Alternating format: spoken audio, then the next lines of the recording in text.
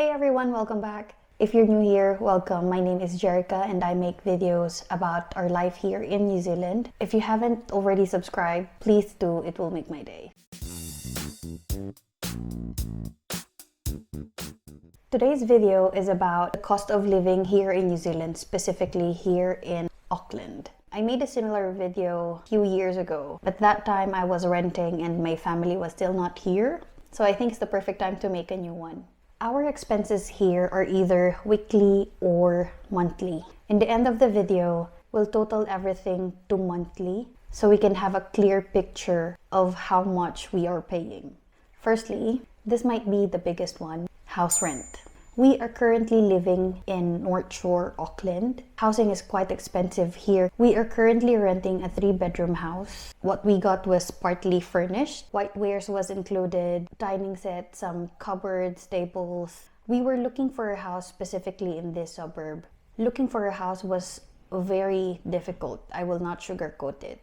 I think I've mentioned this in one of my vlogs. It was really difficult, especially for me, because I was focusing here on this suburb and I don't have a lot of options. Specifically focused in this suburb because my workplace is here, Isabella's school is here, so finding a house just near in my workplace and Isabella's school is gonna be very handy for us. So the location is really great. It's a walking distance to Isabella's school, to my workplace, a lot of shops around, restaurants. There is a Countdown near us. There is also a bus stop like 5-6 minutes away. We pay $750 per week. Yes, per week. This is a 3-bedroom house with 2 bathrooms and 3 toilets. So that $750 times 4 weeks equals to 3,000 New Zealand dollars per month. It's going to be a lot cheaper if you're gonna rent out a 1-bedroom or a 2-bedroom house, and the location will definitely matter as well. I'll show some rentals for you to see so that you will have an idea how much. I usually go to Trade Me and look for rentals there. Prices really depends on the location and how many rooms you need. A cheaper way to save is flatting. Flatting is sharing a rental property with other people. That really helps a lot. You can look for rooms available on Trade Me or in Facebook groups. I want to apologize for my voice. I don't feel that well and I've been coughing for days, so yeah, just don't mind that.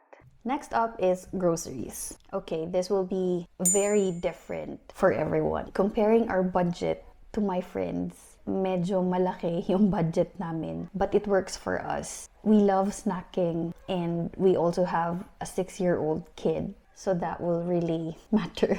I was trying to really lessen the budget, but it works for us. Our grocery budget is around 500 to 600 per fortnight. So let's say it's gonna be 550 times 2 equals 1,100 New Zealand dollars per month. There are a number of grocery shops like Countdown, New World, Costco, but we usually go to Pack and Save, which is a lot cheaper. There's an Asian store as well where we buy our Asian stuff. Comparing our groceries back in Dubai, medyo mas maraming options in their grocery sections, but here it's very limited. So you really have to go to a certain store, like the Asian store, to pick some stuff that you need.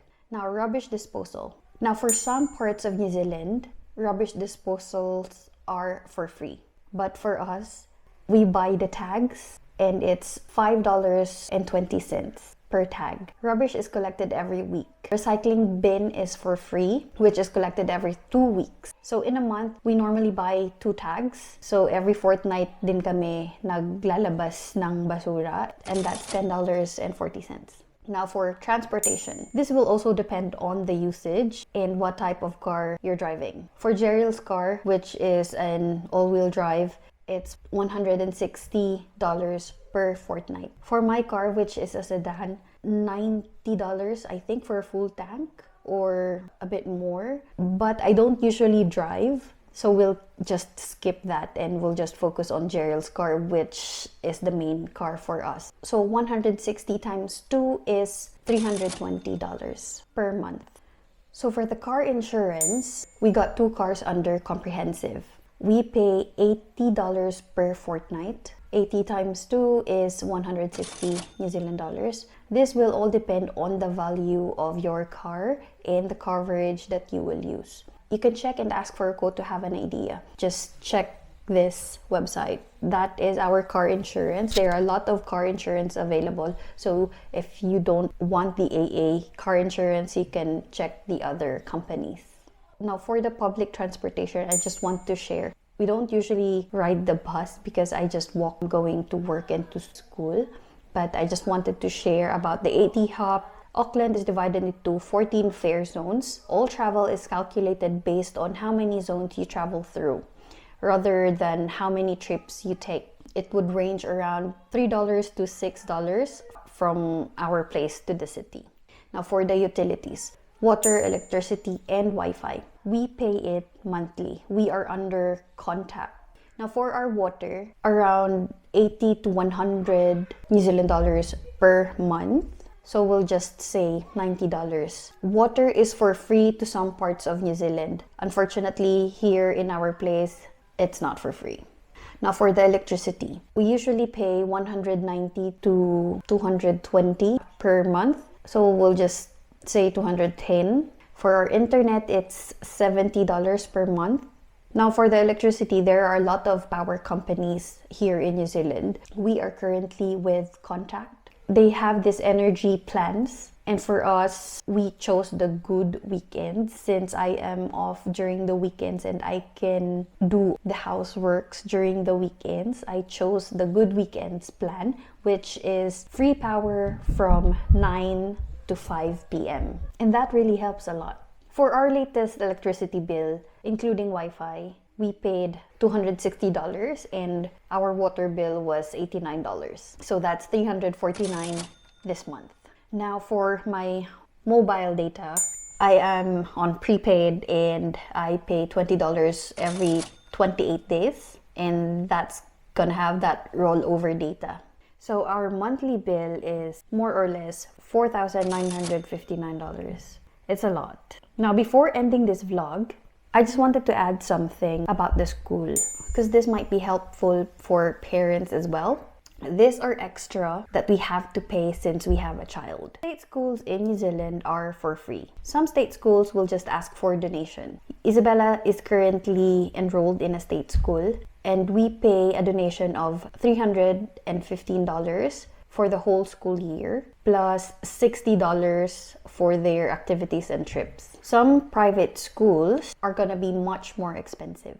So before and after school care, this one is really helpful, especially for parents like us who are working full-time. The usual school timing here is from 9 a.m. to 3 p.m. Since we are both working full-time, it's a bit difficult for us. We don't have any family member or any relatives that can help us out with Isabella. So me and Jeril are just trying to juggle our time, which most families do here in New Zealand. So thankfully, most schools have this before and after school care. So this will definitely differ per organization.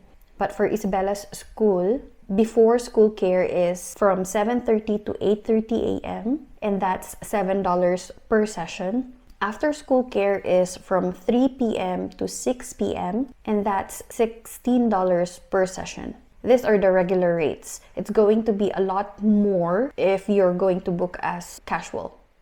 Now, there are also school holiday programs. The school year is usually divided into 4 terms. Between each of the first 3 terms, there is a 2-week break, followed by a 6-week summer holiday after term 4. Now, that's going to be really challenging for someone like us who are working full-time and we don't have that breaks in between. If you're going to take your annual leave during those term breaks, mauubos talaga yung annual leave mo. So in Isabella's school holiday program costs $48.40 per day. And that is from 7:30 a.m. to 3 p.m. If you want to extend from 3 p.m. to 6 p.m., that's another $16.